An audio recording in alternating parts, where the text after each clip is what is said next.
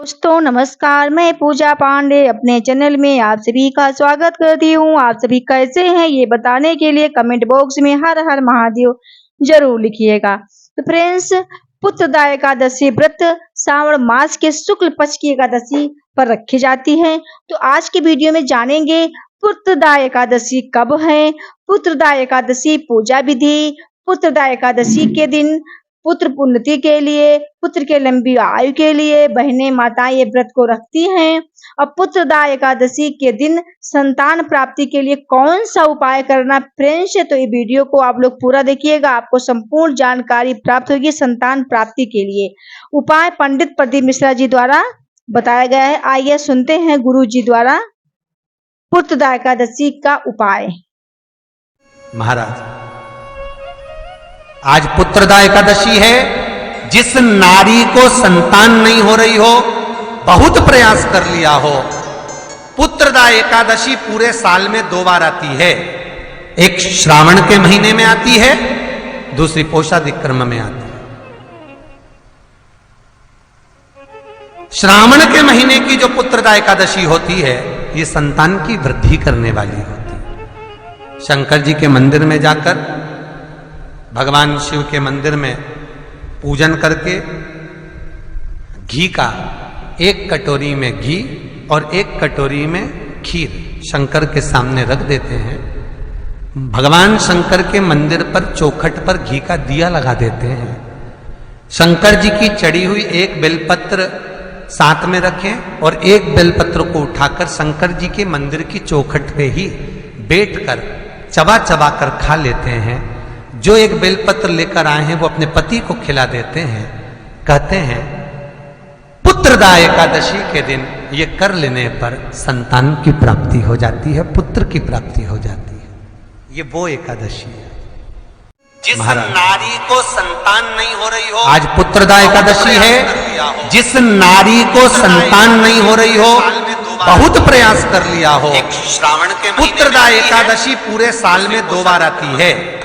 एक श्रावण के महीने में आती है, दूसरी पोषाधिक क्रम में आती है। शंकर जी के मंदिर में जाकर, भगवान शिव के मंदिर, श्रावण के महीने की जो पुत्रदा एकादशी होती है, ये संतान की वृद्धि करने वाली। 1 कटोरी में घी, शंकर जी के मंदिर में जाकर खीर, शंकर के भगवान शिव के मंदिर में भगवान शंकर के मंदिर पर चौखट पर घी का दिया लगा देते। 1 कटोरी में घी शंकर और 1 कटोरी में 1 बेलपत्र शंकर के सामने रख देते हैं और 1 बेलपत्र को भगवान शंकर के मंदिर पर चौखट पर घी का दिया लगा देते हैं। चबा चबा कर शंकर जी की चढ़ी हुई 1 बेलपत्र लेकर आए हैं, साथ में रखें और 1 बेलपत्र को उठाकर शंकर जी के मंदिर की चौखट पे ही बैठकर चबा चबा कर खा लेते हैं। जो 1 बेलपत्र लेकर आए हैं वो अपने पति को खिला देते हैं। नारी को संतान नहीं हो रही हो, पुत्रदा एकादशी के दिन ये कर लेने पर संतान की प्राप्ति हो जाती है, पुत्र की प्राप्ति हो जाती है। ये वो एकादशी है। दोस्तों बताते हैं कि जैसे कि गुरुजी ने बताया, आप सभी ने फ्रेंड्स सुने कि पुत्रदा एकादशी के दिन संतान प्राप्ति के लिए आपको शिव मंदिर में उपाय करना है।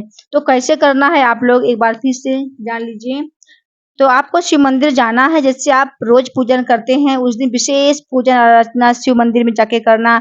जो भी पसंद है शिव जी को पूजन अर्चना करने के बाद में 2 बेलपत्री आपको चढ़ी हुई वहां से लाना है। जो बेलपत्री चढ़ी हो वहां पे 2 बेलपत्री उसको आपको लाना है और 1 कटोरी घी और 1 कटोरी खीर आपको घर से लेके जाना है। उसी मंदिर में शिवलिंग का स्पर्श करके छोड़ देना है। 1 घी का दीपक लेके जाना है।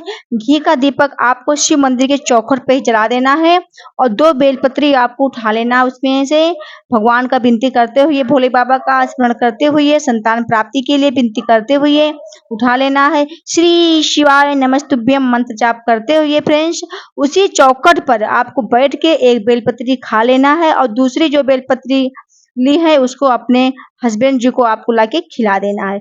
ये उपाय आपको पुत्रदा एकादशी के दिन सुबह के समय करना है। बहुत ही अच्छा उपाय है, प्रैक्टिकल करके जरूर देखिएगा फ्रेंड्स, एक बार जरूर करिएगा। महादेव सबके काम झोली भरते हैं, झोली जरूर भरेंगे फ्रेंड्स। तो जैसे कि खीर में आपको साबूदाना या मखाने की खीर आपको बनाना है। चावल की खीर उस दिन आप लोग नहीं बनाइएगा, उस दिन एकादशी है फ्रेंड्स। तो आप 1 कटोरी ले लीजिएगा, प्लास्टिक की हो जाए मतलब कि दोना, एक दो दोना आपको लेना है, एक दोने में घी रखना है, एक में आपको घी रखना है, एक साथ में घी का दीपक ले जाना है और चढ़ी हुई वही की बेलपत्री आपको लाना है। शिव जी की पूजा आराधना करने के बाद में आपको लाइएगा। उस दिन आप व्रत भी रख लीजिएगा। अगर आप व्रत करते हैं और साथ में विष्णु भगवान माँ लक्ष्मी की पूजन करते हैं आप, तो आपके यहाँ किलकारियां जरूर गूंजेगी। एक बार प्रैक्टिकल करके आप लोग जरूर देखिएगा फ्रेंड्स, पुत्र की प्राप्ति जरूर होगी, क्योंकि महादेव ही और विष्णु भगवान ही सबकी झोली भरते हैं फ्रेंड्स। तो भगवान पे भरोसा करके उपाय आप लोग जरूर करिएगा।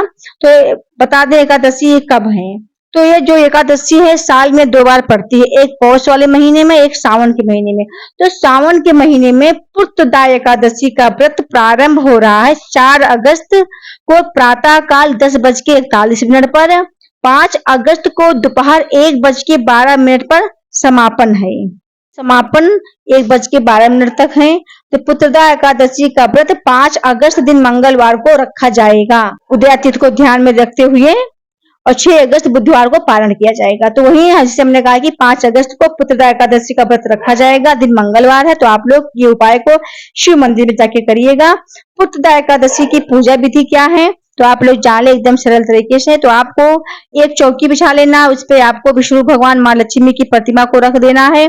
आपको आसन देना है तिल का। आसन देने के बाद में आप पीले फूल समर्पित करिए, पीला वस्त्र आप पहन सकते हैं उस दिन, क्योंकि पीला ही विष्णु भगवान को बहुत ही पसंद है। भोग में आपको मिश्री और गुड़, साथ में तुलसी दल भोग में जरूर समर्पित करिएगा। अगर लड्डू गोपाल है तो उनको पंचामृत से स्नान करा दीजिएगा।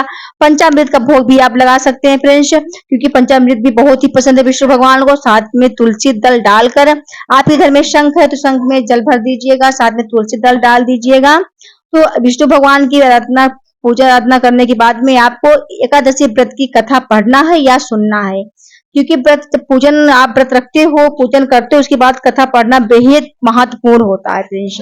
तो आपको, जैसे हमने कहा कि व्रत कथा पढ़ना, उसके बाद में आपको आरती करनी है। इनकी आरती करने के बाद में आपको इनका मंत्र जाप भी करना, जो कि इनका सबसे प्रिय मंत्र है, ओम नमो भगवते वासुदेवाय। इनका सबसे प्रिय मंत्र है। आप इस मंत्र का जाप भी कर सकते हैं। शाम के समय आप, सुबह की पूजन हो गई, उसके बाद में आप शिव मंदिर जाके इन उपायों को करिएगा। फिर शाम के समय आप पूजन वगैरह फिर विष्णु भगवान के अच्छे से करें। फिर उसके बाद में एक घी का दीपक आप तुलसी माँ के सामने समर्पित जला दें। जलाने के बाद में आप 11 बार परिक्रमा कर लें। देख लीजिएगा भगवान जरूर आपकी झोली में खुशियां भरेंगे। तो जो ये एकादशी होती है सावन महीने में पड़ रही है, बहुत ही महत्वपूर्ण एकादशी है, क्योंकि आप सभी को मालूम है सावन का महीना बहुत ही पवित्र और पावन महीना है, महादेव को समर्पित होता है। तो इस महीने में अगर आप पुत्रदा एकादशी का व्रत करते हैं, अपने पुत्र की प्राप्ति के लिए, पुत्र के तरक्की के लिए, पुत्र के सफलता के लिए, उन्नति के लिए माताएं बहनें व्रत रखती हैं, तो महादेव जरूर झोली भरेंगे फ्रेंड्स। और आपको, जैसे हमने कहा, साथ में विष्णु भगवान माँ लक्ष्मी और महादेव की पार्वती की पूजन जरूर करना है। महादेव जरूर आपकी झोली फ्रेंड्स भरेंगे। तो वीडियो को अच्छा लगा हो तो लाइक कमेंट शेयर कर दीजिएगा। कमेंट में हर हर महादेव लिखना फ्रेंड्स नहीं भूलिएगा। चलिए फिर मिलते हैं नए उपाय के साथ, तब तक के लिए हर हर महादेव।